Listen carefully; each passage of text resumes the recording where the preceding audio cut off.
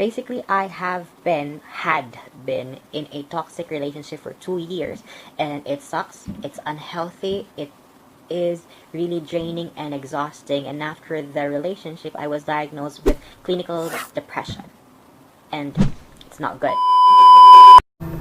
Hey guys, this is Darren singing. You enjoy watching this, so I'm going to do my best.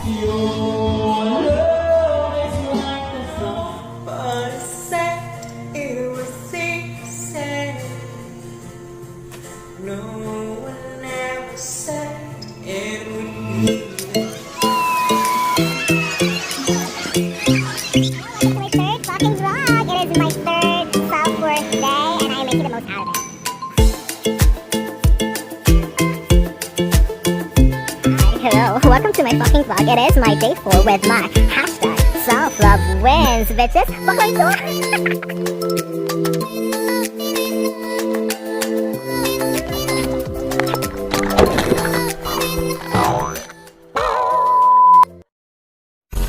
Hey, you've reached my vlog. Enjoy, humans. Welcome back to my channel. Hello sa inyong lahat. Hello. Basically, June 1 na. So, nasa GCQ na tayo. Although, it's still under quarantine. So, stay safe, guys. So, now a specific DIY home way of exfoliating our skin. You know, we need to exfoliate our skin para, ma-remove ang ating dead skin cells. So, let's just do it right away kasi baka abutan na naman tayo ng 30-minute video. So, first thing that we need to do is first thing that we need is a banana. Second is a coffee, and then a coconut oil. So, let's get the banana. So now, while doing this, let's just have a tonight with Talk with Terrence. The views and opinions expressed by the host do not reflect that of the store and its management. Furthermore, the views and opinions expressed by the guest do not reflect that of the host, the show, the store, and the network. Terrence Lazo. So, let's get this and have at least a half banana. So, while I am doing this DIY facial scrub, let's talk about something else. So, last year, like early months of last year, someone asked me, may nagtanong sa akin, how to know, paano malaman if you are in a toxic relationship. So at the time, I just give out generic answers like, cheating, infidelity, abuse, disrespect, those type of generic things. But basically at that time, empty words lang siya.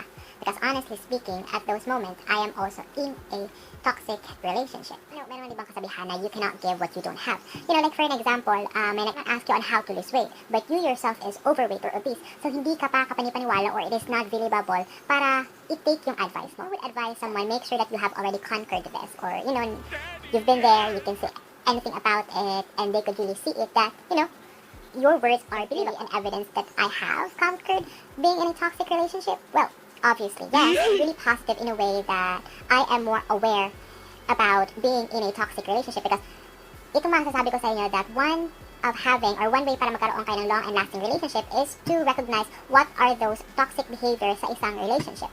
Well, we know naman yung mga obvious na mga reasons, like for an example, cheating, lying, alam niyo naman yung mga ganung bagay, but I will not talk about those kind of things. So what I'm gonna be talking about right now is yung mga subtle things na hindi natin akalain ay toxic na pala or papunta na tayo sa dead end na isang relationship.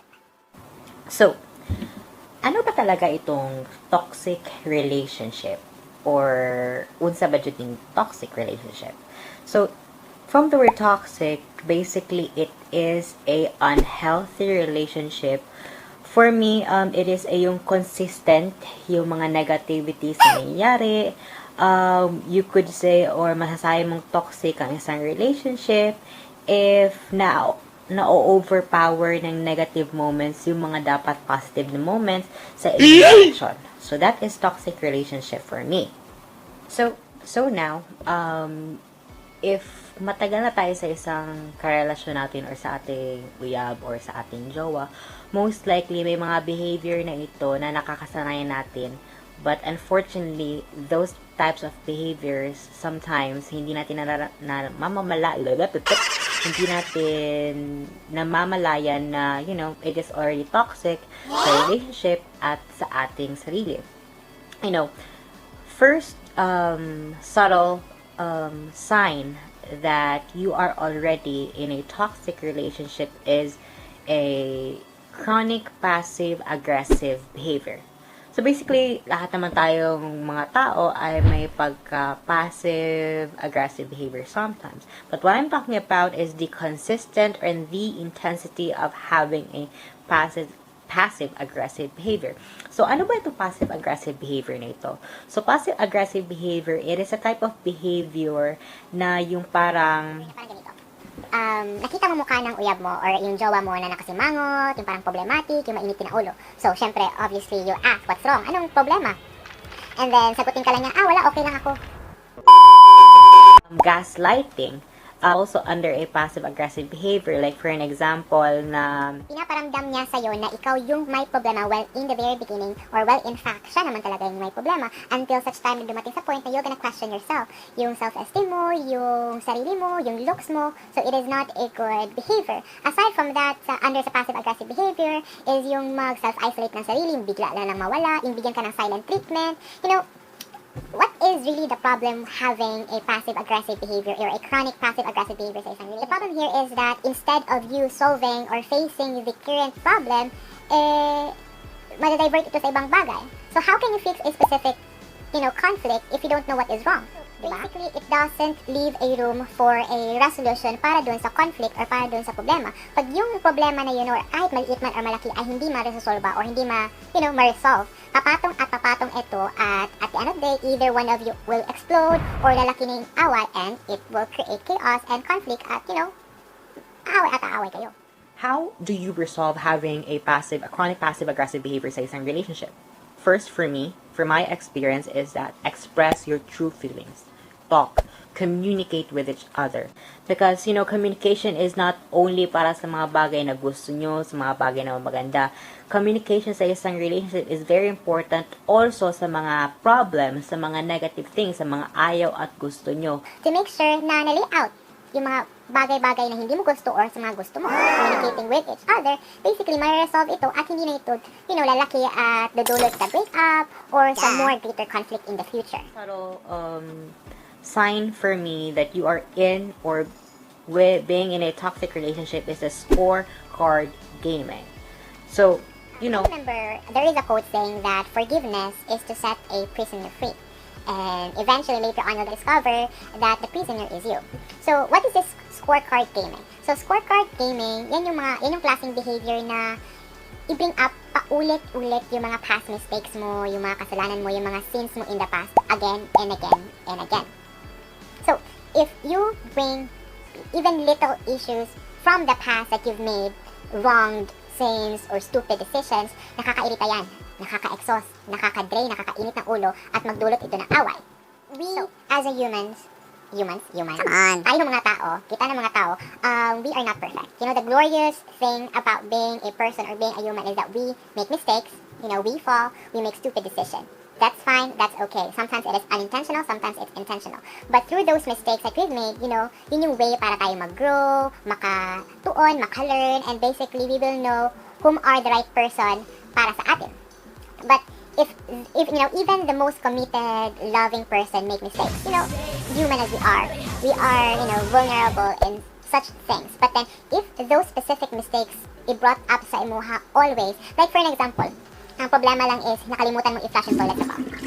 Later on, umabot na kayo dun sa regalo na hindi mo na ibigay sa kanya na na-promise mo, mapunta na kayo dun sa date night or sa pagpunta nyo sa movie na hindi na ituloy, yung mga ganong bagay. And then eventually, it would lead to, more conflict, diba? Those mistakes that na ma-brought up again and again, eventually it will kill even the healthiest relationship. And ito, ang masama pa rito is yung other partner or yung jowa mo or yung partner mo, they will feel small sa kanilang sarili, So it is not really a good thing to bring things back, specifically yung mga bagay na hindi nila ka-proud-proud And those are the mistakes. How do you resolve, or how do you deal with this kind of behavior? With the issues individually, face it, magpangkahan kayo, mag-honest speaking kayo sa isa't isa para magkaroon ng magandang closure, magandang forgiveness, and matiwasay na relasyon. So basically, forgiveness is not easy specifically if yung kasalanan ay hindi ka pa kapatawad. Let's say, cheating. Cheating is not easy to resolve, and to be honestly speaking, hindi siya madaling, patawarin. But then, at the end of the day, there is a saying that says, there is no love without forgiveness. If there is no forgiveness, there is no love. So, you choose your partner, then, if you choose your partner, kahit ano man ang nagawa niya kasalanan, basically, mapapatawad mo ito siya as long as hindi siya consistent, hindi siya abusive na. Kasi, if it's gonna be a consistent mistake, consistent sins, grabe na yung kanyang kasalanan, then that's gonna be a different, story. Importante na maintindihan nyo that by choosing to be with your partner, you are choosing them prior to their actions, to the mistakes that they have made. So, make sure that if you'll accept them, you also have an open heart para mag-forgive mo sila sa kanilang mga past actions. It's not also for them, but also for you as a person na magbuo kayo ng isang relationship as one. Is yung halfway effort. So, halfway effort, meron tayong kasabihan, or there is like a situation na being in a dance floor, it doesn't mean na dance floor hindi ibig sabihin na pag nakatayo ka sa isang dance floor is dancer ka na. And thus, that is the same with if you are just physically present in a relationship, it doesn't mean meron ka ng investment sa inyong relasyon. What am I talking about na halfway effort? So, halfway effort, ibig sabihin ito yung mga parang one-sided effort lang, yung hindi 100%, yung 50-50 lang yung binibigay. So, why do we need that we do have a full-time effort o yung consistent effort sa ating mga partner? Di ba meron kasabihan na effort are one of the indicators to show interest sa imuhang partner. So, if kung walang consistent effort na makikita sa inyong relationship or sa iyong partner, eventually it will show. To be honest, diba? If yung uyab nimo or iyong partner, dili ka bigay na, much effort sa inyong enough effort sa inyong relationship. Minsan, diba, parang nakakawalang gana, nakakawala ng excitement, kahit super love mo yung isang tao, pag hindi mo nakikita yung interest sa kanyang effort, sa'yo, kahit yung mga maliliit na bagay lang naman, kahit yung pag-remember sa inyong monthly, yung sa pag-appreciate sa mga achievements mo, if those things were not given attention, kahit yung anong klaseng effort, nakakarindi rin or paminsan nakakapanlamig. Preach, So, girl! how do you resolve or, how to deal with halfway effort? You and your partner should be committed sa pag-improve ng inyong relationship. Kahit whether maganda ang iyong relationship or not, every day, as much as possible, find a way na ma-improve ninyo ang inyong relationship. How? By, showing a genuine desire sa inyong partner, keep learning about each other sa inyong partner. You could also take up new excitement, pwede kayong mag-experiment, new hobbies, yung mga ganong bagay. For me, it is very vital, or it is very important to show your interest sa iyong partner. You know why? Because you are now in a relationship. So that means it's just not gonna be about you. It's gonna be about both of you as one. Basically, no relationship is perfect. All of the jowas or mag-partner, basically, makaka-experience din ganong klaseng behavior, lalo na pag matagal na sila. It doesn't define also na toxic na yung relationship. What I'm trying to say, a toxic relationship is andoon siya sa consistency ng ganong klaseng behavior, yung intensity at yung klase ng damage na nagagawa ng bawat isa sa inyo, or maybe both. Ito just my pananaw or my opinion. Hindi ibig sabihin na you are in a toxic relationship ay toxic ka na or your partner. Good people might create a toxic environment for one way or another. It may mean na hindi lang talaga sila para sa isa't isa. They are not in the right relationship, not in the right time.